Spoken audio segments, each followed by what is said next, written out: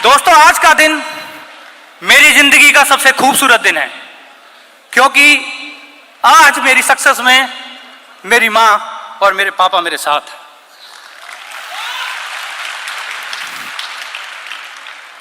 मेरे माँ पापा पढ़े लिखे नहीं हैं, लेकिन उन्होंने कभी कोई कमी नहीं छोड़ी मुझे पढ़ाने में।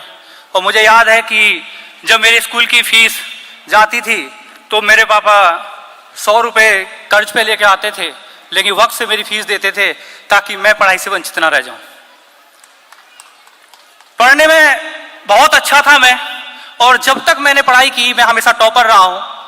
और जब भी मुझे हर साल स्कूल में फर्स्ट का अवार्ड मिलता था तो मेरे पापा को स्कूल में बुलाया जाता था, लेकिन क्योंकि मेरे पापा पढ़े लिखे नहीं थे इसलिए वो स्कूल नहीं आते थे। उन्हें अजीब सा लगता था कि पढ़े लिखे लोगों के बीच में मैं कैसे बैठूंगा, उनके बीच में मैं कैसे बातें करूंगा। और स्कूल के बाहर चाय की दुकान पे या बार्बर शॉप पे बैठ के वो इंतजार करते थे कि कब प्रोग्राम खत्म होगा और कब लोग बाहर निकलेंगे और मेरे बच्चे की तारीफ करेंगे। और आज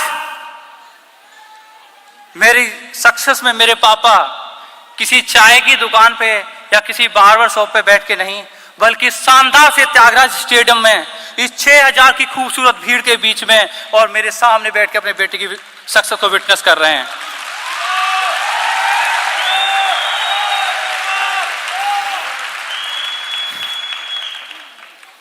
मुझे यह दिन देने के लिए thank you all India, thank you सेफ सॉफ। मेरा पहला सपना पूरा हो गया।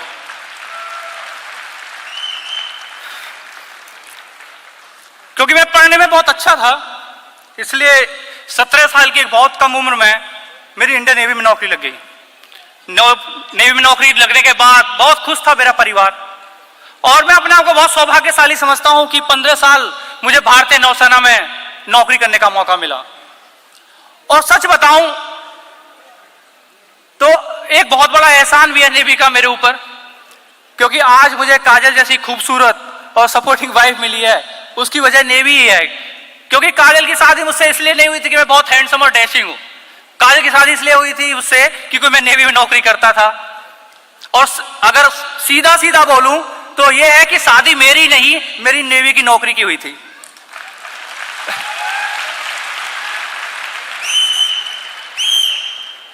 नेवी में जॉब करता था तो एक बार मेरा ट्रांसफर दिल्ली हुआ, और दिल्ली में आने के बाद मेरी मुलाकात मेरे नेवी के एक सीनियर मिस्टर रतन सर से हुई, जिन्होंने पहली बार जब मैं दिल्ली में आया, नया शहर था, तो मुझे दिल्ली में सेटल होने के लिए उन्होंने बहुत मदद की। इवन कि मुझे ऑफिस भी वो अपनी बाइक से लेके जाते थे और शाम को घर पे भी अपनी बाइक से छोड़ते थे।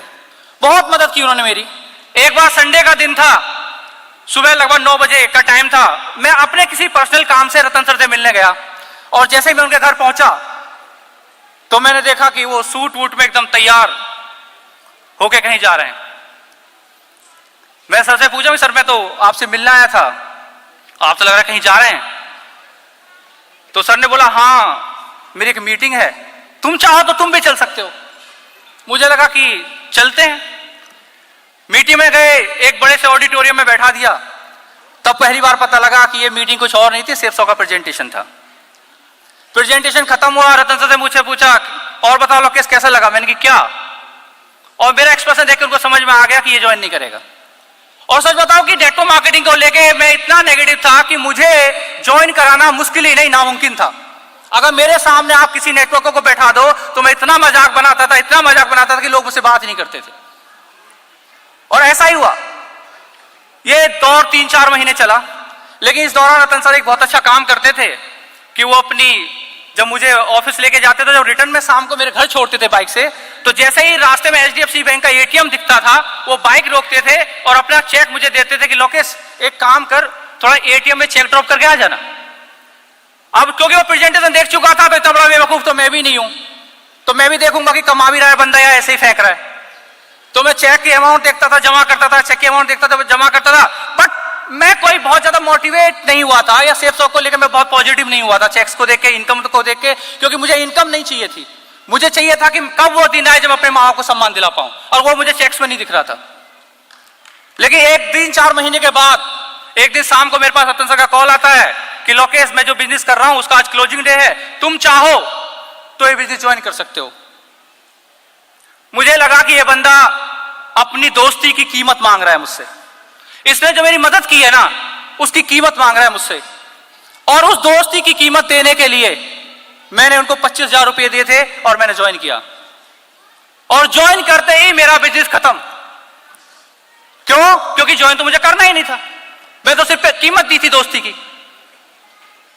लेकिन एक दिन मुझे हमारे क्राउन लीडर अजय पिल्ले सर की डायमंड से की वीडियो देखने का मौका मिला। एक शो हुआ था बनारस के अंदर, उड़ान, और जब मैं उसको वीडियो को देख रहा था कि हजारों हजारों की भीड़ और मसालों के बीच से अजय सर और इंदु मैम चल के आ रहे हैं शहजादे की तरह, जब मैं वीडियो देख रहा था तब पहली बार मैं उस वीडियो को देखते और रो रहा था। और मुझे एहसास हो रहा था कि शायद ये वो फील्ड है कि जहां लोकेश कुमार तू अपने और अपने मां बाप के लिए वो सम्मान दिला सकता है जिसकी तुझे तलाश है।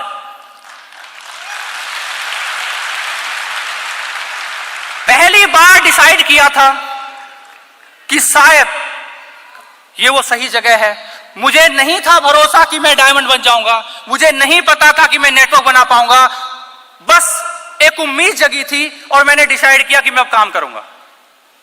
और जब काम करने का डिसाइड किया तो मैंने अपने घर पे पापा को कॉल किया और पापा को बोला कि पापा बड़े भैया को दिल्ली भेजो, मैंने एक बिजनेस शुरू किया है, अगर भैया मेरा साथ देंगे तो आप देखना कि 3 से 4 साल हमें लगेंगी, हमारे घर में ट्रैक्टर होगा, कार होगी, ये होगा वो होगा, बहुत कुछ होगा, हम पैसा कमाएंगे। मुझ पे मेरा परिवार बहुत भरोसा करता है। तो पापा ने भाई को दिल्ली भेज दिया। बड़े भैया दिल्ली आए, मैंने प्रेजेंटेशन दिखाया, ही वाज सो एक्साइटेड।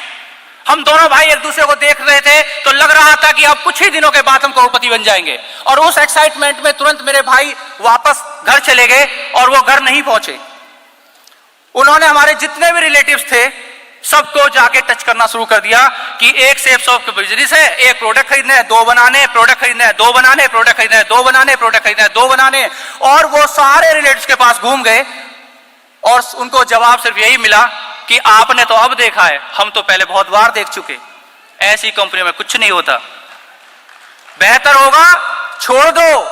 और उससे बेहतर यह होगा कि आपका भाई नेवी में नौकरी करता है, उसे बोलो इन बिजनेसों के चक्कर में नौकरी ना छोड़ दे, चुपचाप नौकरी करता रहे। और जिस मोटिव के साथ मेरे भाई गए थे वापस घर पहुंचे और घर पहुंच के पापा को सारी कहानी बताई और पापा ने मुझे कॉल किया कि बेटा चुपचाप नौकरी कर, ऐसे बिजनेसों से कुछ नहीं होता, हमने सबसे पूछ लिया, कोई ज्वाइन करने को तैयार नहीं है। और सेफ सौ का बिजनेस मेरा शुरू ही नहीं हुआ था कि दूसरी बार खत्म हो गया। रात भर मुझे नींद नहीं आ रही थी, लेफ्ट पर करवट लूं तो अजय सर का डायमंड शिप, राइट करवट लूं तो मेरे पापा का फोन कि बिजनेस छोड़ दे, नौकरी कर, लेफ्ट करवट लूं तो अजय सर की डायमंड शिप, राइट जाऊं तो पापा का फोन। समझ नहीं आ रहा था कि करूं क्या। पूरी रात मैं सो नहीं पाया और सुबह होते होते मैंने डिसाइड किया कि चाहे जो हो जाए, अब चाहे जो बोले, मैं ये बिजनेस करूंगा। एक्चुअली उस दिन मेरी शुरुआत हुई थी सेफ शॉप के अंदर, उस दिन मेरी ज्वाइनिंग हुई थी सेफ शॉप के अंदर और मैंने सीखना शुरू किया। और पहले ही 3 वीक की मेरी इनकम सेफ शॉप की 24,000 रुपए थी और सिर्फ 23 दिन के अंदर मैंने सिल्वर कंप्लीट कर लिया था। आज मैं डायमंड बना हूं, बहुत सारा सम्मान मिला, लेकिन मेरा मानना है कि यह डायमंड सिर्फ मेरी नहीं है। मेरा मानना है कि किसी इंडिविजुअल के एफर्ट से इतना बड़ा अचीवमेंट नहीं मिल सकता। सच बताऊं तो आज की ये डायमंड सिर्फ मेरे माँ बाप का आशीर्वाद और उस परमपिता परमेश्वर का आशीर्वाद है। अब शायद आप कंफ्यूज हो रहे होंगे कि मैंने परमपिता परमात्मा से पहले माँ बाप का नाम क्यों लिया, क्योंकि ये मेरा अपना मानना है। हो सकता है सृष्टि ब्रह्मा ने बनाई हो, लेकिन इस धरती पे और मेरे जो क्रिएटर है वो मेरे माँ बाप हैं। और मेरा मानना है कि ऊपर वाले का आशीर्वाद मेरे साथ हो या ना, वो फर्क नहीं पड़ता, लेकिन अगर मेरे माँ बाप का आशीर्वाद मेरे साथ हो मुझे कोई हरा नहीं सकता। ये डायमंड शेप है उस ज्ञान की जो मुझे मेरे इवॉल्व इंडिया के सभी गुरुओं से मिला है। ये डायमंड शेप मेरी टीम के उन तमाम लीडर्स की और हुर्रा एक एसोसिएट की कड़ी मेहनत की है कि उन्होंने दिन देखा ना रात, सुबह देखी ना शाम, दिन रात फील्ड में काम किया, मेरा साथ दिया और मुझे डायमंड बना दिया। ये डायमंड सिर्फ मेरी नहीं, ये डायमंड मेरी वाइफ काजल के उस त्याग की है, उस सपोर्ट की है, जिसने मेरी एब्सेंस में कई कई महीनों मेरे परिवार का ध्यान रखा, बट मुझे कभी कमजोर नहीं पड़ने दिया। ये डायमंड सिर्फ मेरे बच्चों के उस इमोशनल सेक्रीफाइस की है कि कई महीने, छोटी सी उम्र में कई कई महीने मुझसे दूर रहे, बट उन्होंने कभी अपने पापा को कमजोर नहीं पड़ने दिया। और आज इस मन से मैं आप सबको तहे दिल से धन्यवाद करना चाहता हूं।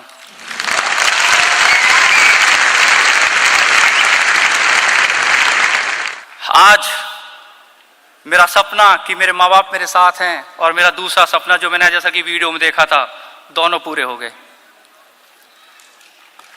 जब हम सफल होते हैं ना, तो बहुत सारे लोग हमारे बारे में बातें बोलते हैं, और ऐसा ही मेरे साथ अभी रिसेंटली हुआ। मैं विशाखापट्टनम से अपनी फैमिली के साथ, अपनी वाइफ और दोनों बच्चों के साथ दिल्ली आ रहा था सक्सेस डे के लिए। तो मेरे दोनों बच्चे और वाइफ एक साथ बैठे थे 3 सीट्स पे, और उनके अपोजिट साइड में मैं बैठा हुआ था। तो मेरे बगल में एक अंकल बैठे हुए थे, लगभग 50-55 साल की उनकी एज थी। तो जैसे ही फ्लाइट टेक ऑफ की और थोड़ा सा आगे बढ़ी, तो अंकल मेरे से बातें करने लगे और मेरे से बोले कि क्या करते हो बेटा। मुझे लगा कि अगर मैं अंकल को डायरेक्ट सेलिंग के बारे में बताऊंगा तो पता नहीं समझ पाएंगे, नहीं समझ पाएंगे।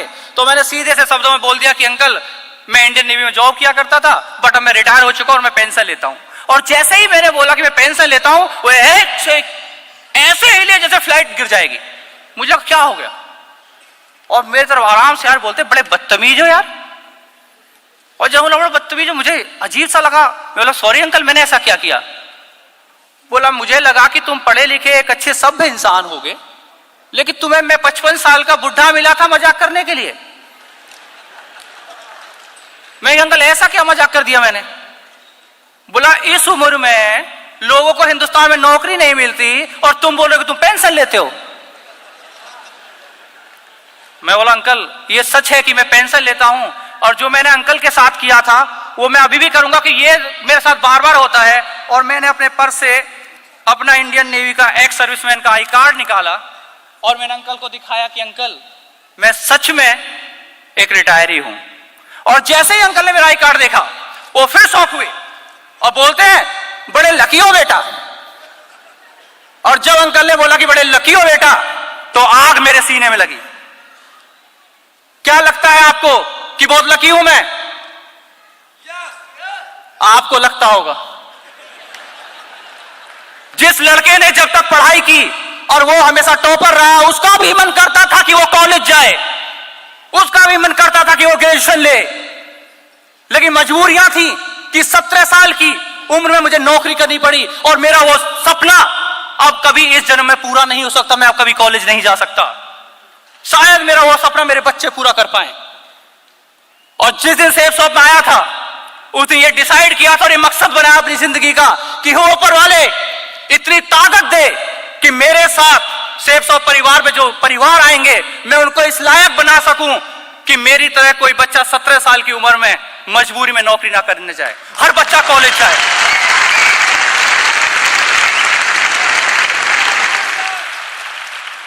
जिस तरह उन अंकल को मैं लकी लग रहा था ना, उस तरह शायद इस भीड़ में, क्योंकि जब हम सक्सेस होते हैं ना, तो लोगों को लगता है कि कुछ चंद लकी लोगों में से हम, क्योंकि हम डायमंड बन गए, कुल चंद लकी लोगों में से हम, क्योंकि हम सक्सेस हो गए। शायद आपको भी लगता होगा। दोस्त, फ्रेशर था, अगर इवॉल्व से आधा घंटे पहले आपका एक्सीडेंट होता है, आपकी लेफ्ट लेग में 6 स्टिचेज आते हैं, आपके सारे कपड़े फट जाते हैं, उसके बावजूद भी आप अपने घर नहीं जाते और 6 घंटे का अगर इवॉल्व अटेंड कर सकते हो, तो लक आपका साथ जरूर देगा और आप डायमंड जरूर बनेंगे।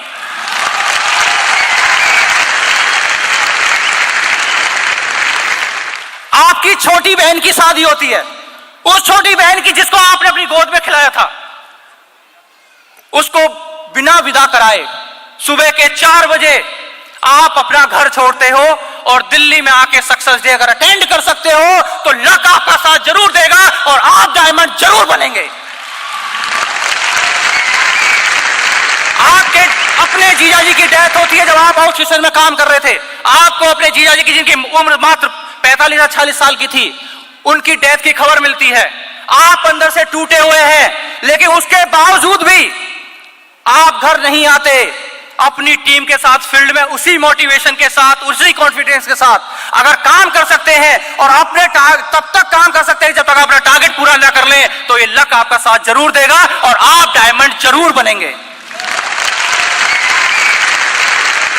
आपके अपलाइन के साथ हाईवे के ऊपर एक्सीडेंट होता रहे, एक बार नहीं 3-3 बार, लेकिन एक्सीडेंट होने के बावजूद 1 मिनट के लिए भी अगर आप सेफ शॉप से दूर हुए बिना अगर सेफ शॉप में काम करेंगे तो एक दिन लक जरूर आपका साथ देगा और आप डायमंड जरूर बनेंगे।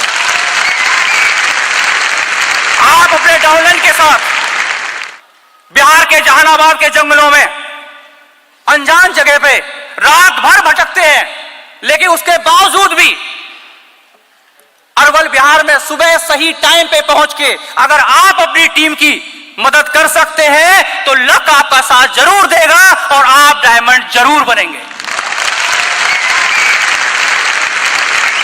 250 की टीम हो जाने के बाद 7 महीने तक जीरो के चेक पे रहने के बाद नेवी के एक प्रमोशन कोर्स के लिए आप जाते हैं और वहां आपके डाउनलाइन के साथ आप अपनी खुद जीरो के चेक पे है 7 महीने से, उसके बावजूद अपनी पर्सनल सेल्स अपने डाउनलाइन के नीचे प्लेस करते हैं और 7 महीने तक बिना चेक के उसी कॉन्फिडेंस, उसी जज्बे और उसी जुनून के साथ अगर सेफ शॉप में आप काम कर सकते हैं तो लक आपका साथ जरूर देगा और आप डायमंड जरूर बनेंगे।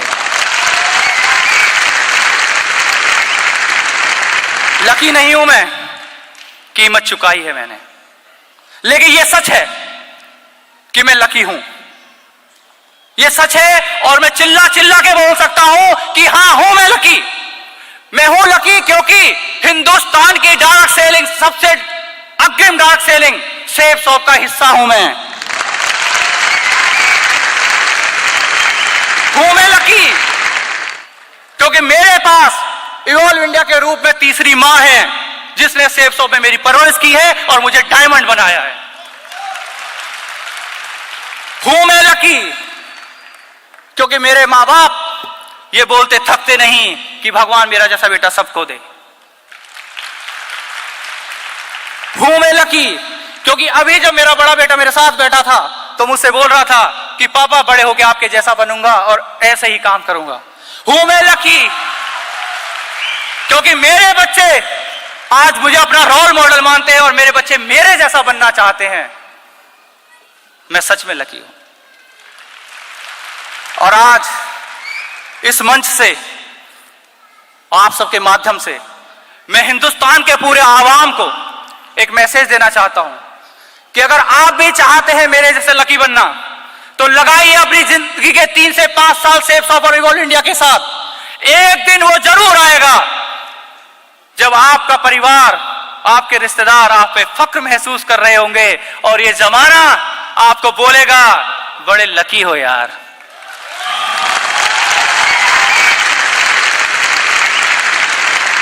और लास्ट में उस परम पिता परमेश्वर से ये दुआ करते हुए कि वो हिंदुस्तान के हर परिवार को सपने देखने की ताकत दे और हिंदुस्तान के हर परिवार का सपना पूरा हो। मैं अपनी बातें खत्म करता हूं।